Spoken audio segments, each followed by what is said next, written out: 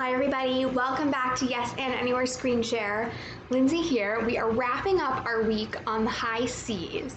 We have traveled all the way down to the bottom of the ocean and found the lost city of Atlantis. So for today's movement lesson, we're going to be working with ways to communicate using just our bodies and our faces so that we can talk to the Atlanteans even though we're underwater. So for our warm-up activity today, I'm going to pop up an emoji chart onto the screen. Here it comes. I want you to take a peek at these different emojis, and I want you to pick the one that you think matches how you feel right now in this moment. So pick the face that matches how you feel, and then I want you to try to make that face. Ready?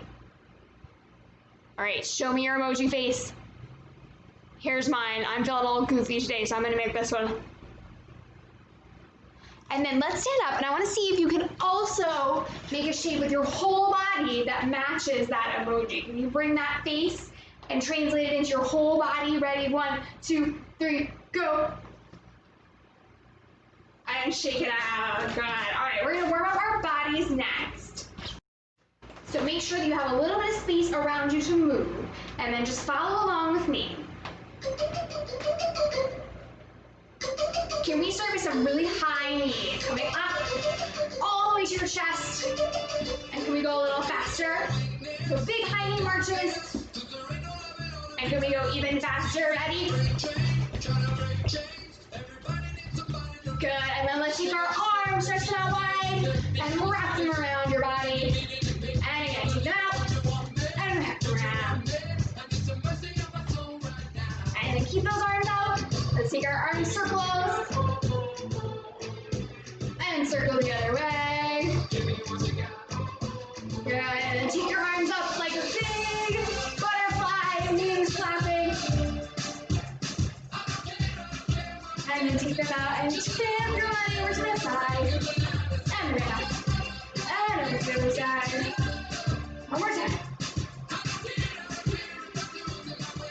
Good. And we're going to go across our body, elbow to knee. Get your elbow ready to cross that body over. And let's go a little faster. Now, elbow to same knee. So instead of crossing, go to that same knee. Ready? Let's go faster. Good. And can we take both elbows all the way down? And up. And down. Good, let's jump it. Get out your invisible jump rope. And you do a little hop side to side. And faster. And front and back. And a little faster. Good, let's open, crisscross. Open, crisscross.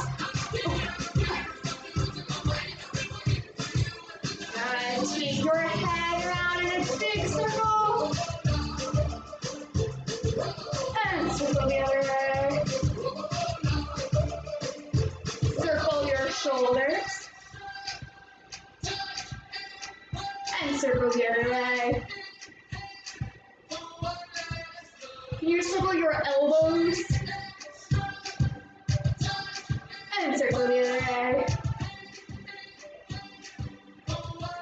And let's shake it out. Shake out one hand. Shake out the other hand. Shake out one foot. Shake out the other foot. Now let's put them together. One hand, opposite foot. Shake them out. And switch. And switch. And switch. And switch. And switch. And switch. Switch. Switch. Switch. And shake your whole body out. So since the city of Atlantis is completely underwater, I want to see if we can figure out some ways to communicate with the people and the creatures that live there without talking, just using our bodies, since we can't talk underwater. One of the things that we use when we're writing sentences down to help make sure that the meaning is clear is punctuation marks. And punctuation marks go at the end of the sentence and they help tell the reader what kind of sentence they're reading. So I want to see if we can make some punctuation marks using our bodies. So I'm going to show you one, and we're going to try to figure it out together. We have an exclamation point to start off with. So an exclamation point means that you're saying something with a lot of emphasis and excitement, right? So if I use an exclamation point, that means that I'm really excited about something. I have a lot of energy behind my sentence. So can we think about a way to make an exclamation point with our bodies? So my idea is that we could jump, since it's an exciting shape, it's an exciting emotion and energy, and then tap the air when we jump, kind of like the point on the bottom of the exclamation mark, right? If you upside down, if that's okay. So for our exclamation point, can we try this movement? Jump, tap, and land. Awesome. Next up, we have a question mark. I think my question mark is backwards, but that's okay. So question mark tells you that the sentence is a question, right? So if I were reading a sentence that had a question mark at the end of it, I would end it like this, so that the person knew that I was asking a question. So how can we, with our bodies, show that we're asking a question? What about if we hold our hands up and we shrug, and we make a face like, I don't know. Can we all try that together? Ready? Question mark. Good. A period just means that the sentence is a statement, right? So it's not a question, it doesn't have a lot of energy behind it, but we know it's the end of the sentence, it's the end of that thought. So can we make a really clear, definitive stomp and punch down with your fist for our period? Ready? Let's try it. Boom. Good. Nice and strong and clear. And then my last one that I want to try is what's called an ellipsis. So an ellipsis is 3 dots, and an ellipsis at the end of a sentence means that the thought is continuing, right? Maybe the person having the thought or saying that sentence isn't really sure, or there's more to it that they're not saying yet. So that's what that means. How can we show that something's not finished with our body? It's continuing on, it's not done yet, we're not certain. Can we try sliding our hand across, like we're kind of showing something? And can you make a face of, I'm not sure yet, right? There's more maybe over there, and we end with a little out that way. So let's try all of those. I'm going to show you the exclamation mark, and then I want you to make the movement that we just did with your body. Ready? So we got our exclamation point, so we're going to go jump, high five in the air, and land. Let's do our period. Ready? Stop and punch the ground. Let's do our question mark. So we go, and finally, we've got our ellipsis that we just did. So we go, not sure yet. Awesome. All right, so keep those exclamation mark movements in your brain. We're going to try to create a code so that we can communicate with the Atlanteans. And we're going to use those exclamation mark movements, and we're going to use something called syllables to help us out with the words. So syllable is the number of beats or sounds that are in a word. And a good way to figure out how many syllables a word has is to say the word and clap on the beats of the word. So I'm going to try with my name. My name is Lindsey. So I'm going to say my name and clap on each beat that I hear in my name. Lindsey. Can you try it? Can you clap my name with me? Ready? Lindsey. So how many times did I clap? Twice, right? So that tells me that there are 2 syllables in my name. Can you try it with your name? So let's just say your name out loud and clap on the beats that you hear in your name. Ready? Go ahead and try it. How many syllables did you count in your name? Let's try some other words together. Let's try elephant. You can say it and clap it with me. Elephant. So we clapped 3 times. So we have 3 syllables in the word elephant. How about rhinoceros? Ready? Rhinoceros. 4, right? We got 4 syllables in rhinoceros. It's a long one. How about tiger? Let's try it. tiger. 2, right? Just like Lindsey. How about frog? Frog, right? Just one. Some words only have one syllable. What about the phrase giant fluffy polar bear? Can we say that and clap the syllables and count them? Ready? Giant fluffy polar bear. Ooh, let's do it again. I forgot to count. Giant fluffy polar bear. 7. I counted 7 syllables. Yeah, so we're going to use that idea of the rhythm and the syllables of the word and our exclamation mark movements to see if we can translate some sentences that we might need to say to the people of Atlantis. So the first sentence that I was thinking we might want to know how to say is, hi, nice to meet you. So how many syllables is the word hi? Hi, right? Hi, just one. So can we do a 1 syllable, 1 beat movement for hi? How about a wave? Hi. And then we would say that with an exclamation point, right? Hi, we're excited. So let's do our exclamation mark movement. Hi. And then let's see how many syllables are in nice to meet you. Nice to meet you. So each word in that sentence has 1 syllable. So can we go nice to meet and point you on the last one? So each one has 1 beat. Nice to meet you. And we got another exclamation mark. Ready? Good. Let's try it all together. So we're gonna go, hi, exclamation point. Nice to meet you.